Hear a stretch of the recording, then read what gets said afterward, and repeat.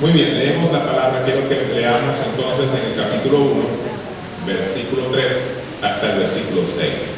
Apocalipsis capítulo 1, versículo 3 al versículo 6. Y leemos la palabra bajo la bendición del Padre, del Hijo y del Espíritu Santo. La palabra del Señor nos dice así: bienaventurado el que lee y los que oyen las palabras de esta profecía y guardan las cosas en ellas escritas, porque el tiempo está cerca. Digan conmigo, porque el tiempo está cerca. Dice más adelante el versículo 4: Juan a las 7 iglesias que están en Asia, gracia y paz a vosotros, del que era y que, del que es y que era y que ha de venir, y de los 7 espíritus que están delante de su trono, y de Jesucristo, el testigo fiel, el primogénito de los muertos, el soberano de los reyes de la tierra, al que nos amó y nos lavó de nuestros pecados con su sangre, y nos hizo reyes y sacerdotes para Dios su Padre.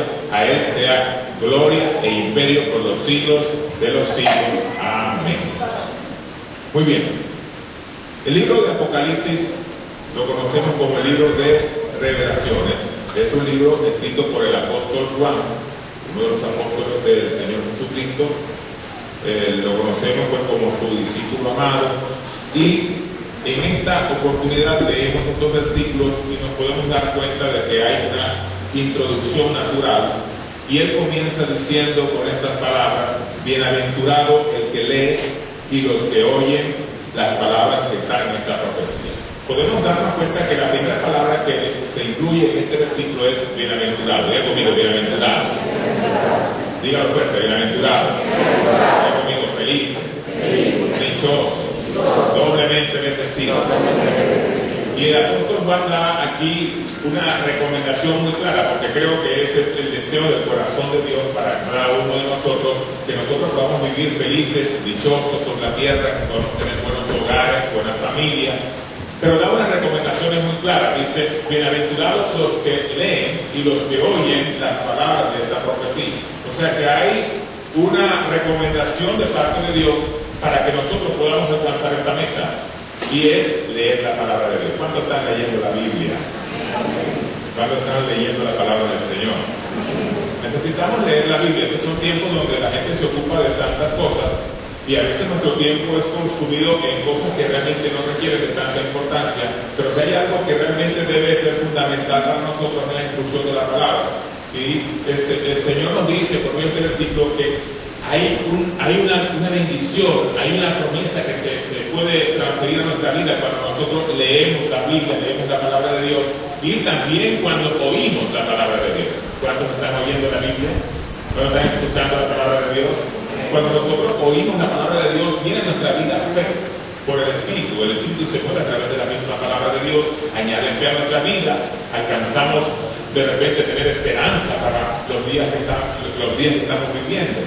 Pero también dice: los que leen, los que oyen y los que guardan todas las cosas en ellas escritas. O sea que necesitamos entender que debemos guardar la palabra del Señor, guardarla con la firme disposición de cumplirla, de obedecerla. Digo conmigo, guardarla con la firme disposición de cumplirla, de obedecerla, de que esa palabra se haga carne en mi vida. Yo no sé si este versículo mucha gente de repente lo ha malinterpretado o lo ha malentendido, porque hay gente que guarda tanto la Biblia que a veces no la consigue. La guarda de repente debajo de la cama, la guarda en la mesa de noche, la guarda de repente. Y no sé si ustedes les contaron el chiste de una señora que tenía 2 meses con los lentes perdidos, y buscaba los lentes, no los conseguía, por todas partes no los conseguía. Después de 2 meses buscó la Biblia, ahí estaban metidos los lentes. Imagínate tú cuánto tiempo tenías sin leer la palabra del Señor. A veces nosotros nos desligamos de la palabra de Dios, pero si hay algo que sostiene nuestra vida, es más, sostiene el universo, es la palabra de Dios. ¿Amén? Entonces la palabra de Dios, cuando nosotros podemos leer la Biblia, la palabra trae orden. Diga conmigo, orden. Cuando nosotros leemos la palabra, la Biblia, la palabra del Señor en el Génesis, nos podemos dar cuenta que Dios por la palabra creó todas las cosas, y dice que la tierra estaba desordenada y vacía, pero por la palabra vino orden a la creación. había hecho muchas cosas, pero Dios por la palabra fue estableciendo orden en medio de todas las cosas que Él estaba haciendo, estaba creando por la palabra. Nosotros somos creación de Dios y cuando la palabra de Dios viene a nuestra vida es ordenada por Él. ¿Okay? Las mismas tinieblas son disipadas. Las mismas tinieblas que cubrían la tierra son disipadas cuando la palabra de Dios se introduce en la vida de un ser humano también. Entonces, la palabra de Dios trae orden y disipa las tinieblas. Pero este versículo que nosotros estamos leyendo, el versículo número 3, tiene un porqué. Digo, tiene un porqué. ¿Por cuál es la razón por la cual nosotros debemos de leer la Biblia? Debemos nosotros oír la palabra de Dios, debemos de guardar para poner por obra todos los mandamientos y estatutos que Dios nos prescribe. Es porque el tiempo está cerca. Diga conmigo, el tiempo está cerca. Y es muy clara la expresión porque hace referencia a un evento sin precedente que vivirá la humanidad, que vivirá la iglesia de Jesucristo, y habla del arrebatamiento de la iglesia. Mis amados hermanos, esa es la razón principal por la cual nosotros debemos de leer la palabra, debemos de instruirnos, es para poder estar apercibidos de los tiempos que estamos viviendo y mantenernos allí con el Señor. Dice la Escritura, nos muestra la palabra de Dios, nos muestra la Escritura, que un buen día, mi amado hermano, un buen día el firmamento abrirá una ventana y se escuchará el sonido de la trompeta y Jesucristo vendrá por nosotros. ¿Cuántos dicen amén? Y nosotros necesitamos estar preparados. Denle un aplauso al Señor, por favor.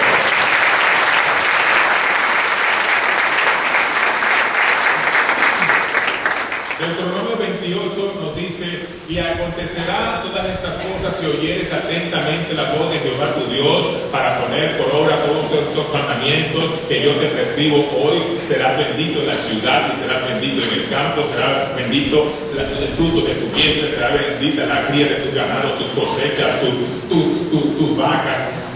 Estarás bendito en tu alteza, tu mesa de amasar, serás bendito en cualquier lugar donde vayas. Dios reprenderá, echará fuera a tus enemigos, por 7 caminos tendrán que huir. Dios nos bendecirá, pero dice: si oyeres atentamente la voz de Jehová tu Dios para guardar sus mandamientos. Entonces está suficientemente claro de que estos son tiempos donde tenemos que abrazar la palabra del Señor. Ahora, cuando nosotros seguimos leyendo la Biblia, en esta porción de la Escritura que tomamos al principio, podemos darnos cuenta que el apóstol Juan continúa hablando del reino venidero de nuestro Señor Jesucristo, comienza a proclamar características de ese Rey eterno y comienza diciendo: y de Jesucristo, versículo 5 dice: y de Jesucristo el testigo fiel. Yo quiero que usted repita conmigo esto: Jesucristo, el testigo fiel. Dígalo fuerte: Jesucristo, el testigo fiel. Él es nuestro testigo fiel. Esta palabra testigo de nuestra lengua castellana en el griego significa mártir, de manera que nosotros podemos entender que Jesucristo fue nuestro mártir fiel que entregó su vida en la cruz del Calvario por la remisión de nuestras almas, remisión de nuestros pecados, para entregarnos la salvación eterna. Porque no es por obra para que nadie se gloríe. Nuestra iglesia no te salva. Solamente podemos alcanzar la salvación cuando nosotros nos rendimos por completo al Señor. Podemos nuestra fe en Jesucristo, el autor y consumador de la fe, y, mi amado hermano, podemos creer en la obra redentora de la cruz. Él es nuestro testigo fiel, Él es nuestro mártir fiel. Pero continúa diciendo: el primogénito de los muertos. Diga conmigo: el primogénito de los muertos. Dígalo una vez más: el primogénito de los muertos. Cuando Jesucristo murió y resucitó, le quitó a la muerte su aguijón y al sepulcro su victoria. De manera que cada persona que recibe a Cristo, que entrega su vida al Señor, recibe de Él una fuente verdadera de vida. Recibe de Él una sustancia espiritual, mi amado hermano, que le enriquece, que le ayuda a vivir una vida buena y dichosa sobre esta tierra. Y nada, ni en el cielo, ni en la tierra, ni en las profundidades de la mar, ni de las mismas entrañas del infierno, nos puede separar del amor de Dios que es en Cristo Jesús, Señor nuestro. Quiero hablarles de un testimonio de un anciano que tenía unos 92 años. Este anciano se llamaba Carmelo, y este señor, a los 92 años, le tuvieron que amputar una pierna. Y después que está en el hospital, allá fueron a visitar algunos hermanos de la iglesia, y un hermano se acerca a su cama del hospital y le dice: don Carmelo, ¿cómo está? Y aquel hombre anciano tiene sus ojos cerrados y él pronuncia estas palabras: Jehová dio, Jehová quitó, sea el nombre de Dios bendito. Esas fueron las palabras que pronunció ese anciano. Después de haberle amputado la pierna, este hermano que lo está visitando cree que este anciano está bajo los efectos de la operación y está como delirando, diciendo cosas, quizás de repente con el conocimiento de la palabra, lo está diciendo cosas, y lo vuelve a llamar por segunda vez y le dice: don Carmelo, ¿cómo está? Y este hombre, con sus ojos cerrados, vuelve a contestar diciendo: Dios es mi amparo, Él es mi fortaleza, Él es mi pronto auxilio, por tanto no temeré aunque la tierra sea removida. Y ya los hermanos están por marcharse porque consideran que no es normal que este hombre con los ojos cerrados esté hablando y diciendo todas estas cosas. Seguramente está alucinando, está soñando. Cuando se va retirando le dice: don Carmelo, ¿cómo se siente? Y él abre sus ojos y sonríe y dice: todo lo puedo en Cristo que me fortalece. Den un aplauso al Señor.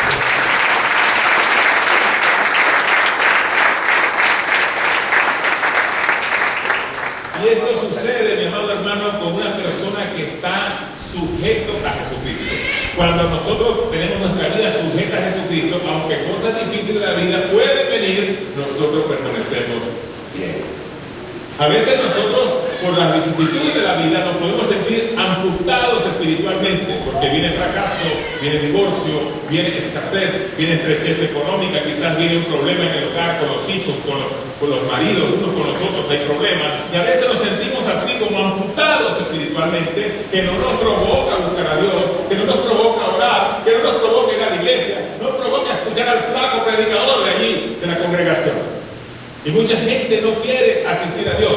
Pero si tú se has mantenido fiel, si tú has entregado tu vida al Señor, si tú te mantienes sujeto a Cristo, aunque todas estas cosas puedan venir a tu vida, Él estará allí para ayudar. De lo que aplauso que es.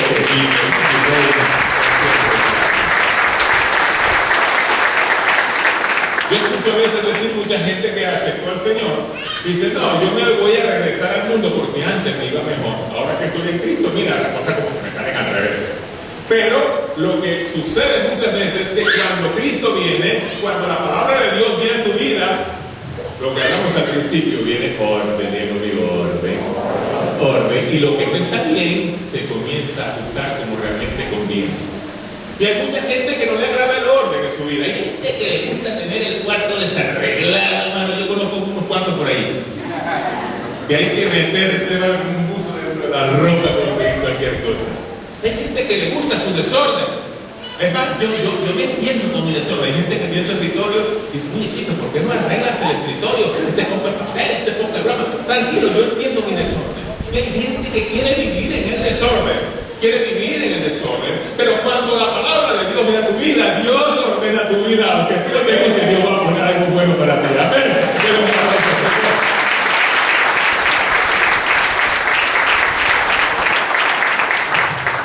A mí también me pasa, a veces tengo muchas cosas en el desorden en la casa, y cuando viene mi esposa y limpia, ¿dónde te coloca? No me lo mueva, que yo en el desorden conozco dónde están las cosas. A veces nos molesta cuando alguien viene y ajusta de manera improvisada, pues de manera imprevista, las cosas que nosotros tenemos. Y a veces nos aferramos a ellos, pero Dios quiere, por supuesto, poner orden en nuestra vida. Mis amados hermanos, entonces, podemos darnos cuenta que Juan sigue proclamando a Cristo en este versículo número 5 y dice: el soberano de los reyes de la tierra. Diga conmigo: el soberano de los reyes de la tierra. No está hablando del soberano de los pobres, no está hablando meramente del soberano de la clase trabajadora, dice el soberano de los reyes de la tierra.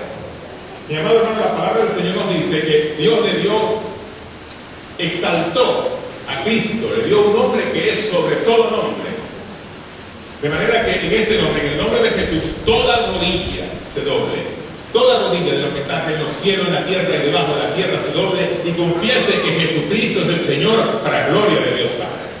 O sea que la Biblia nos dice que Jesucristo es el soberano de los reyes de la tierra, que es nuestra máxima autoridad, es mayor que Moisés, es mayor que David, es mayor que Salomón, es mayor que Barack Obama, es mayor que Vladimir Putin, es mayor que Xi Jinping de China, es mayor que los artistas de Hollywood, es mayor que las personas acaudaladas de este mundo. Él es el soberano rey del universo. Aplaudan a él.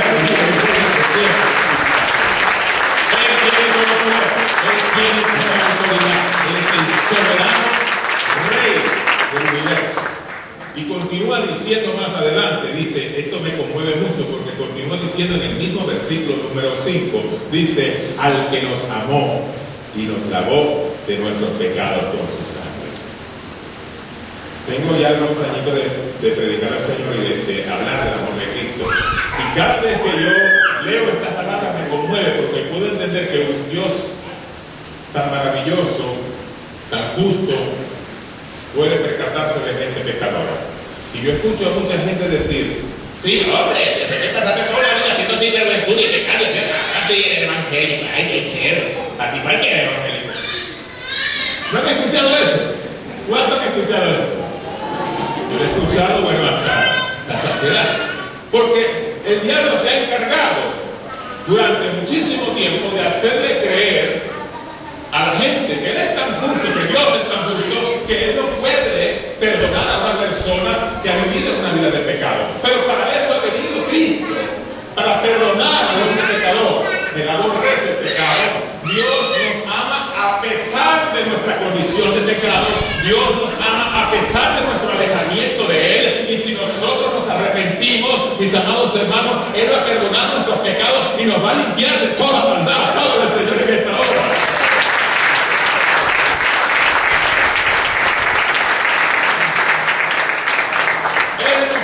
Con amor eterno. Él invirtió un hijo en ti y en mí. Dios invirtió un hijo en ti y en mí. A su único hijo, a Jesucristo. Dice que de tal manera porque nadie se le va a antojar, a ocurrir, entregar la vida de cualquiera de sus hijos por otra persona. Pero el amor de Dios es tan grande que a veces sobrepasa la lógica humana y dice, de tal manera amó Dios al mundo que ha entregado a su único hijo, a su hijo unigénito, para que todo aquel que crea en Él no se pierda. Dios no quiere que tú te pierdas, sino que te salve. Dios no quiere que tú mueras, sino que vivas, y que vivas por toda la eternidad. Alabado sea su nombre. Denle un aplauso a Cristo.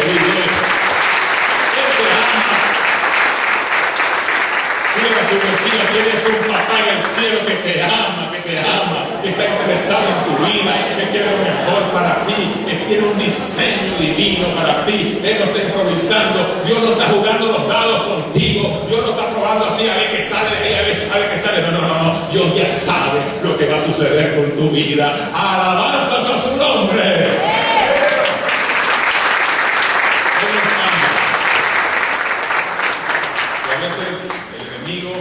A veces trabaja constantemente en la mente de los hombres, que muchas personas no vienen a la iglesia, no vienen a un servicio dominical, no vienen a escuchar la palabra de Dios porque se sienten indignos, porque han cometido pecado.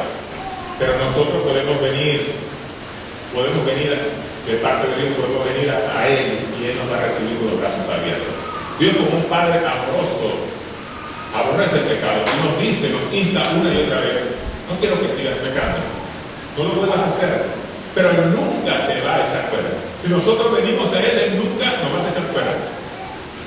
¿Cuántas veces yo le di dolores de cabeza a papá y a mi mamá? Oye, están aquí, te da pena decirlo, pero le hice la línea cuadrita a los viejos. ¡Wow! Era para hacer una novela de la cantidad de cosas que nosotros hacíamos en casa. Pero papá nunca nos dijo a nosotros, te vas de la casa por desobediente, por contestón, te vas. No, papá nos reprendía, nos echaba cuero del bueno nos daba. Pero después consentía, como un padre amoroso. Y hoy le doy gracias al Señor por mis padres, porque si no fuera por eso fuera donde yo estaría.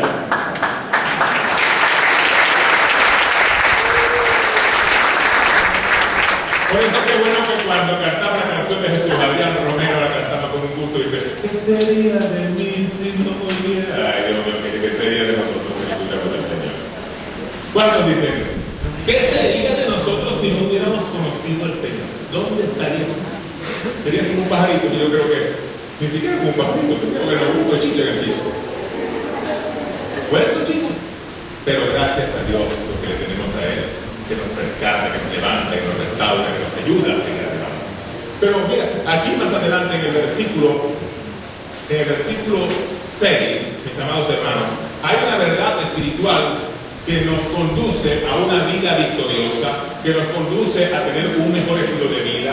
Es una verdad espiritual que nos lleva a entender que Dios tiene cosas lindas para cada uno de nosotros, que Dios nos coloca en una plataforma diferente para que podamos construir un futuro mejor. La palabra del Señor nos dice en el versículo 6: y nos hizo reyes y sacerdotes para Dios su Padre. Conmigo, y nos hizo reyes y sacerdotes para Dios su Padre.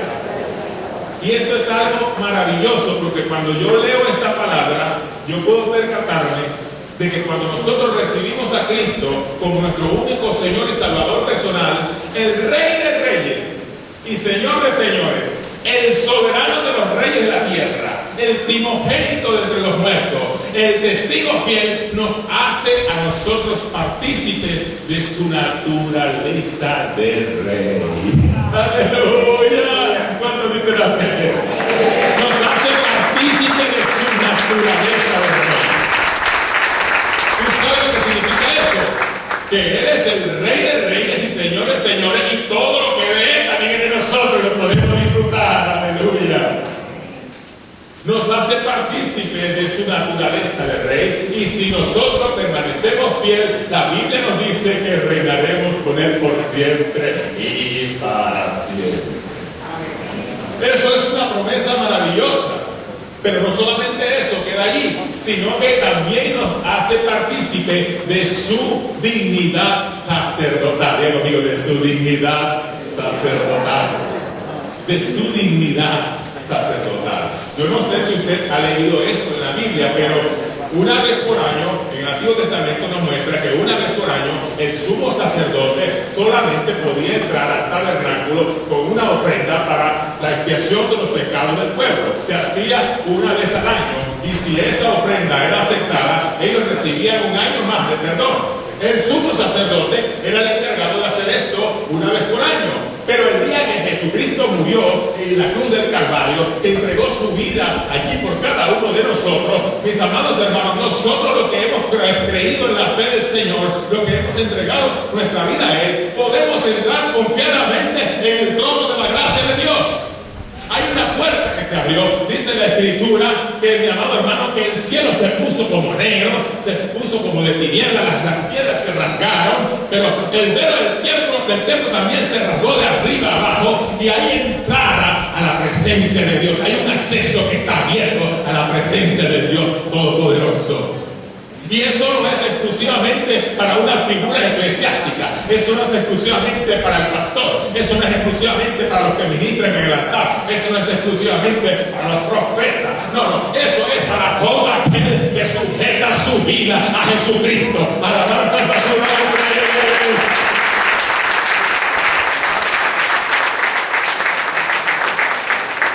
Eso es maravilloso, eso es bueno, porque entiende usted que no lo podemos hacer una sola vez por año. Lo podemos hacer cuantas veces querramos, las veces que usted quiera venir a la presencia de Dios. Lo puede hacer con libertad, lo puede hacer confiadamente, con la confianza que usted puede como hijo acercarse a su Padre. No solamente lo va a hacer en Semana Santa, no solamente lo va a hacer en Navidad, no solamente lo va a hacer quizás en los días de Nochebuena, lo va a hacer todos los días de la vida. Yo me voy a acercar a la presencia de mi Dios. Aleluya. No hay nada que me pueda detener para acercarme a Dios. Y eso es bueno. Y todas estas cosas son bondades divinas, son privilegios divinos que usted y yo tenemos y somos unos verdaderos hijos de Dios. Y yo estoy leyendo esa palabra y continúo leyendo la palabra y me doy cuenta que Juan comienza a tener una experiencia espiritual. En el versículo 9 dice ahí una visión del Hijo del Hombre, y Juan comienza a tener una experiencia espiritual estando él encarcelado allá en la isla de Patmos. Porque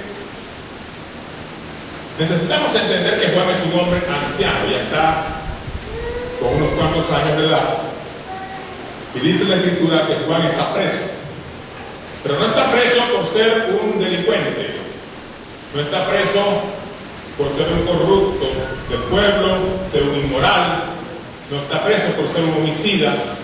Dice la palabra, dice la Escritura, que Juan está preso allí por causa de la palabra de Dios y del testimonio de Jesucristo.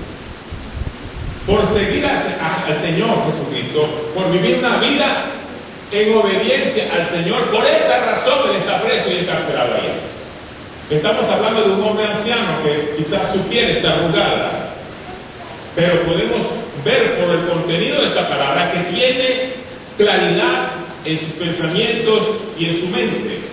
Es un hombre que tuvo una estrecha relación con el Señor, formó parte del círculo íntimo de Jesús, escribió cartas lindas, preciosas. Cuando tú lees las cartas de Juan, te puedes dar cuenta que hay palabras que no las consigues en ninguna de las otras cartas, y yo pudiera entender que Juan quizás tuvo el privilegio de escuchar cosas del maestro que ninguno de los otros discípulos recibieron.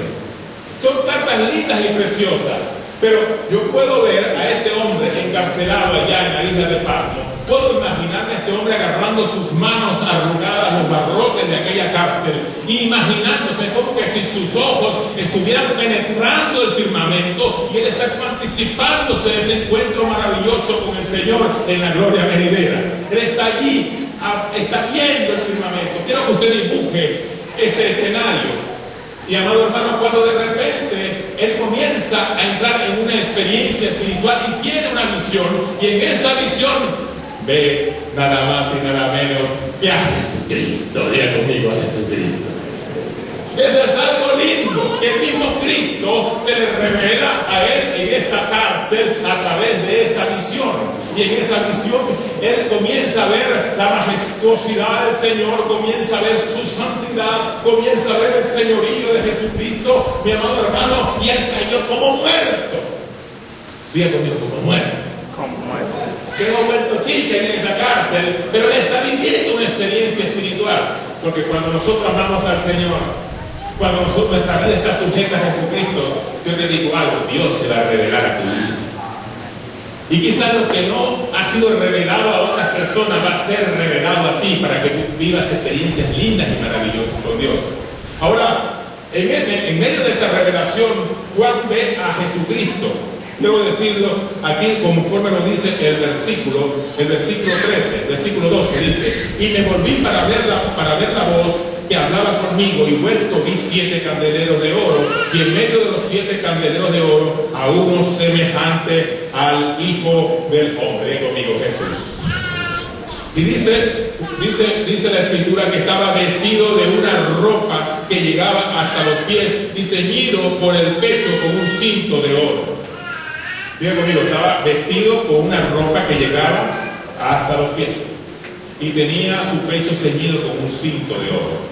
Y qué curioso que estas vestiduras hasta los pies en muchísimas partes del mundo, todavía hasta el día de hoy, la vestidura hasta los pies representan o se utilizan para las autoridades judiciales. Las personas que trabajan en el Ministerio de Justicia, que trabajan en medio de las autoridades judiciales, en muchas partes del mundo usan este tipo de vestiduras. Ahora, yo puedo entender que lo que Juan está viendo a través de esta visión, él está viendo a Jesús, pero no está viendo como el maestro que caminaba por las calles de Galilea, sino que lo está viendo de una manera diferente, lo está viendo como un rey justo, como un rey justo. Pero también lo ve que sus lomos están ceñidos con un cinto de oro. Si usted es un buen lector de la palabra, usted va a ver en la Biblia que ese cinto de oro representa la misericordia de Dios. Diga conmigo, la misericordia de Dios. Entonces, nos podemos dar cuenta que Juan está viendo a un rey justo, pero que tiene su misericordia por delante, que su misericordia le ciñe sus lomos. Y puedo entender cosas mucho más lindas para nosotros también a través de esta palabra, que definitivamente el Dios en que nosotros creemos es un Dios justo, es un Dios que aborrece el pecado, y cada sentencia que Él trae sobre la vida del ser humano nunca antes va a llegar sin que la misericordia de Dios esté por delante. Nunca ha venido un juicio sobre la tierra sin que la misericordia de Dios venga por medio de la palabra. Cuando vino juicio sobre Sodoma y Gomorra, primeramente vino la misericordia de Dios, la palabra de Dios se hizo presente. Salgan de allí, porque la tierra esa va a ser destruida. Ahora, bueno, aquellos que siempre voltean para atrás y están apegados a las cosas del mundo. Hay gente que voltea siempre para atrás, como la mujer de Lot. En los tiempos de Noé vino juicio, pero no vino juicio así como una cosa sorpresiva, sino que durante mucho tiempo vino la predicación de la palabra. La misericordia de Dios estaba presente. O sea, que nosotros podemos ver por medio de esta palabra que Dios es un rey, Jesucristo es un rey justo que aborrece el pecado, te ama, y por eso que te ama te da una y otra oportunidad para que tú te arrepientas. La misericordia de Dios siempre estará presente delante de nosotros, primeramente antes que venga el juicio. Pero si nosotros aborrecemos la oportunidad que Dios nos da, sentencia divina vendrá para nuestra vida. Entonces diga que está a su lado: Él es un rey justo, aborrece el pecado, pero Él es un rey de toda misericordia. Apláudale al Señor en esta hora.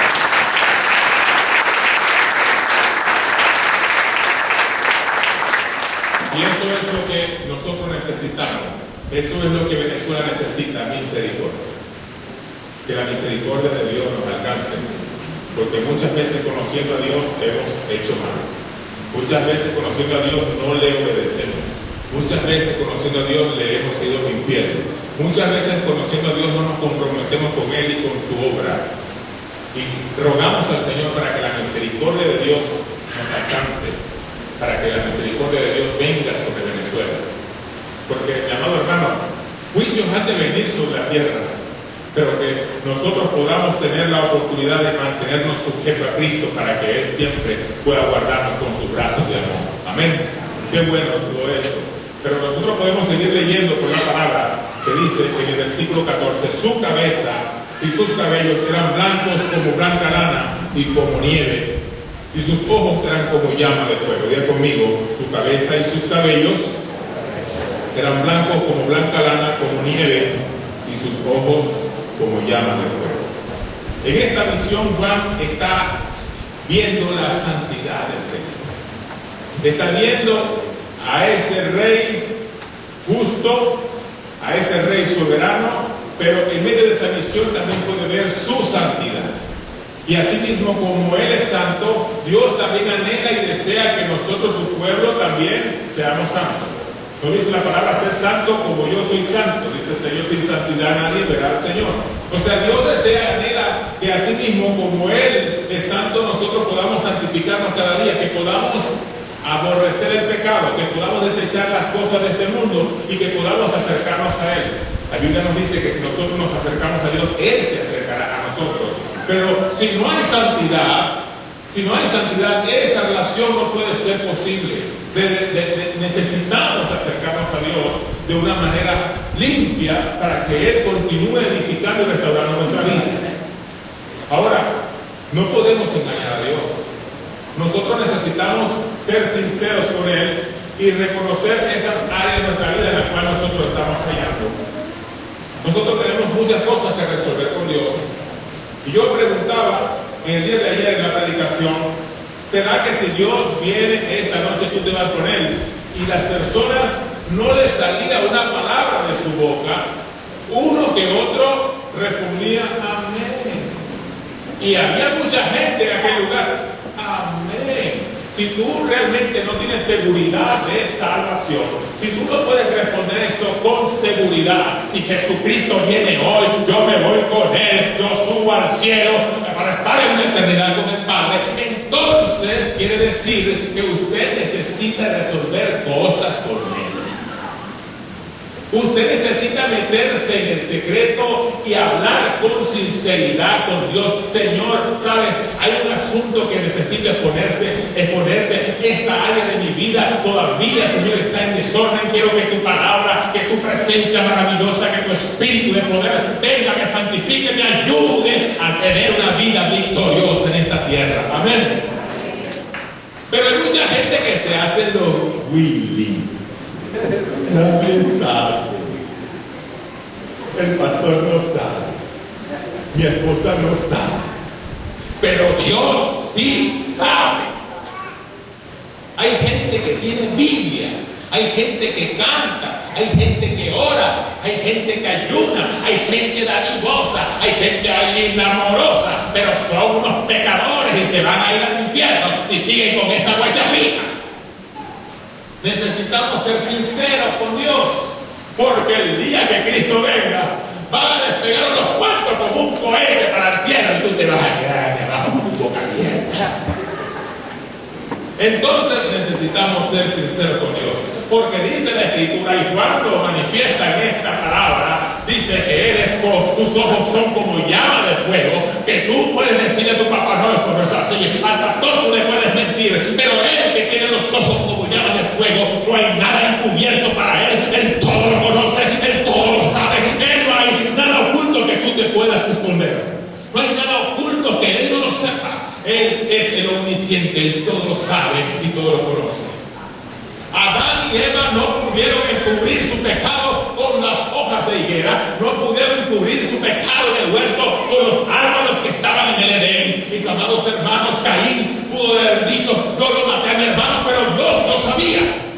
Sara pudo burlarse, pudo reírse burlonamente en su tienda, pero Dios lo sabía. Acán pudo esconder un lingote de oro, pero Dios lo sabía, porque aquel que tiene los ojos como llama de fuego, todo lo sabe, todo lo conoce. Alabanzas a su nombre.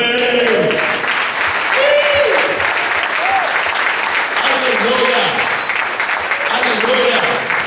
Aplaudan a Cristo vivo y regeneración para siempre.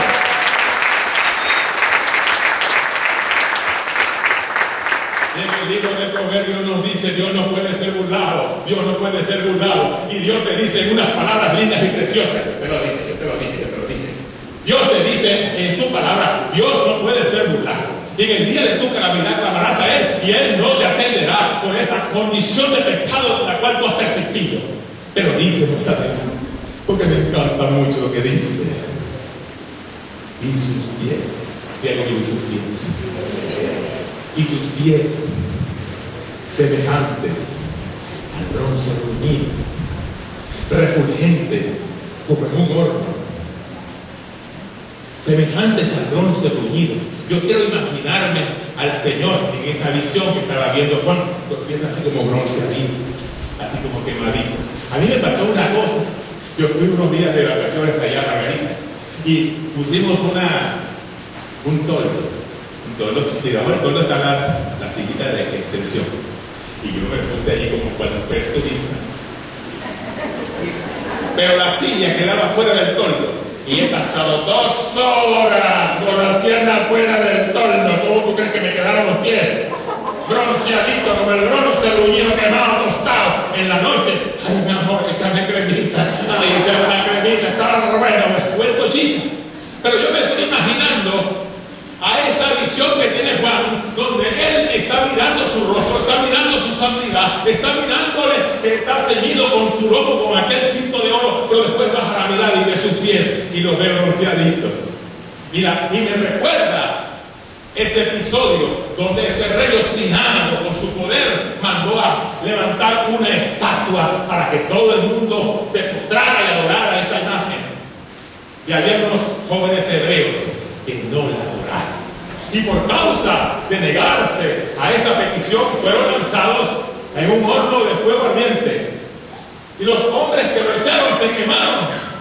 Lo fueron a lanzar y como habían aumentado la capacidad del fuego 7 veces más, cuando lo fueron a lanzar, los mismos hombres que lo cargaron se quemaron, se murieron. Imagínate cómo estaría ese horno. Pero esos muchachos que obedecieron al Señor, que fueron fieles al Señor, estaban en ese horno. El rey fue a ver, a percatarse de la condición en la que ellos estaban y los vio vivitos y coleando. Y no solamente ellos tres, sino que había un cuarto hombre, había un cuarto personaje que su imagen, su rostro era como el Hijo de los hombres. Yo te digo, ese era Jesucristo. Ese era Jesucristo que estaba allí en aquel lugar para librarles del horno de fuego. Y no solamente sucedió eso, sino que también sus ataduras fueron deshechas, porque cuando Él está con nosotros, toda atadura, toda atadura, todo aquello que nos amarra, todo aquello que nos mantiene atados, se rompe por el fuego de Dios, por el fuego del Espíritu Santo de Dios. Aleluya. Ahora, yo quiero decirte algo, porque es importante que nosotros lo sepamos. Quizá muchos de nosotros en algún momento de nuestra vida podemos sentirnos que estamos metidos en un horno de fuego, que estamos metidos de repente en un enjambre de abejas, en un nido de serpiente. Estamos ahí en un horno de la prueba, que nosotros nos sentimos muy mal y no sabemos qué hacer. Pero yo te digo así mismo, como aquel Jesús estaba allí en ese horno para librar a Sadrach, a Mesach y a Abednego. Él estará contigo para ayudarte en aquel momento de la dificultad, en aquel momento de la prueba, en aquel momento de peligro. Estará allí para ayudarte y para sostenerte de pie. Alabanzas a su nombre. Aleluya. Y aunque pases por el fuego, no te quemarás, ni la llama arderá en ti, porque Él está contigo. Él está contigo. Qué bueno que cuando pasamos por la prueba, cuando pasamos por la enfermedad, cuando pasamos por una situación de peligro, de estrechez, que podemos sentirlo, que nos consumimos espiritualmente, Él está allí presente para decirte: yo te abrigo con mi brazo de amor. Mi brazo de misericordia están aquí presentes para ayudarte, para levantarte. Porque el que habita al abrigo del Altísimo.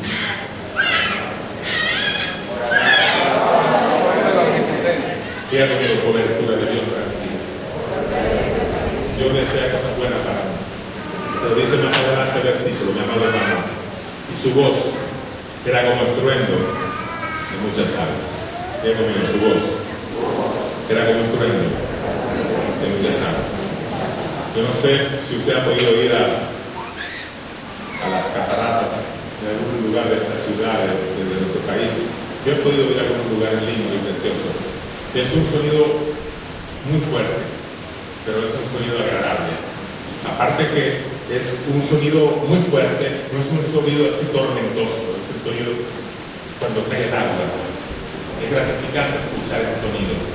Así mismo es el sonido de la voz de Dios.